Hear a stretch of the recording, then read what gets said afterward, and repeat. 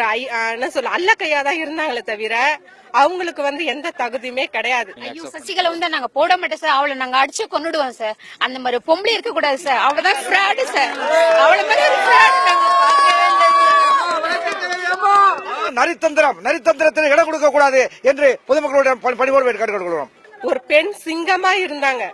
அந்த பெண் சிங்கம் இருந்த இடத்துல ஒரு அசிங்கத்தெல்லாம் நாங்க ஏத்துக்கவே முடியாதுங்க. 72 நாள் ஹாஸ்பிட்டல்ல இருந்த கதையை எங்களுக்கு இது வரைக்கும் ஒண்ணுமே தெரியல.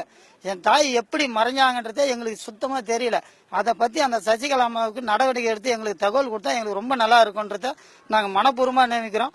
இல்லைன்னா அவங்களுக்கோசரம் தீக்குளிக்க கூட நான் தயாரா இருக்கிறோம். சசிகலா இந்த உண்மையை எங்களுக்கு சொல்லி ஆகணும். இப்போ நம்ம ஒரு வீட்டுல வேலை செய்யறோம், அந்த வீட்டு வேலை செய்யறவங்க ஓனர் ஆக்க முடியுமா சார்? சாதாரணமா அந்த தோட்டத்துல பேப்பர் போட்டு கேசட் கொடுத்தவங்க எல்லாம் இன்னைக்கு இந்த தமிழகத்தை ஆளணும்னா அத மக்கள் ஏத்துக்க மாட்டாங்க.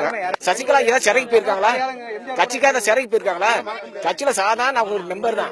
அம்மாவுக்கு தோழிங்கிறதுக்காக எனக்கு கூட பல பேர் ஃப்ரெண்ட் இருக்கிறேன். அதுக்காக எனக்கு அப்புறம் என் ஃப்ரெண்ட் எல்லாம் வரணும்னு சொல்ல முடியாது. அதெல்லாம் நாங்க ஏத்துக்கவே முடியாது.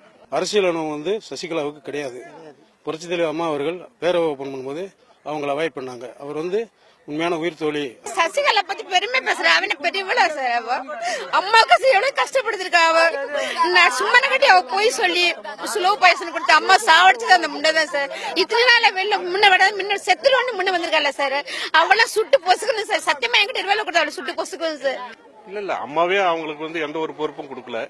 அப்படி இருக்கும்போது அம்மா இது நல்லா இருக்காதுன்னு நினைக்கிறோம். இல்ல சார், ஏத்துக்க மாட்டோம். நாங்க ஏத்துக்க மாட்டோம். அவன் வேணா காசு வாங்கி ஏத்துக்கலாம், நாங்க ஏத்துக்க மாட்டோம். சசிகலாவுக்கு குழுன்னு சொல்லி நான் சொல்ல மாட்டேன்.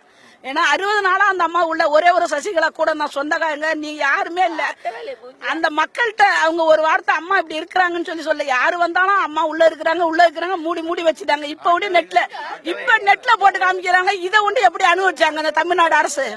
அப்ப ஒரே ஒரு வார்த்தை அதை காட்டிருந்தாங்கன்னா இதே சசிகலா நம்புவோம். ஏத்துக்க முடியாது சாமி, ஏத்துக்க முடியாது. தொண்டரா ஏத்துக்க முடியாது.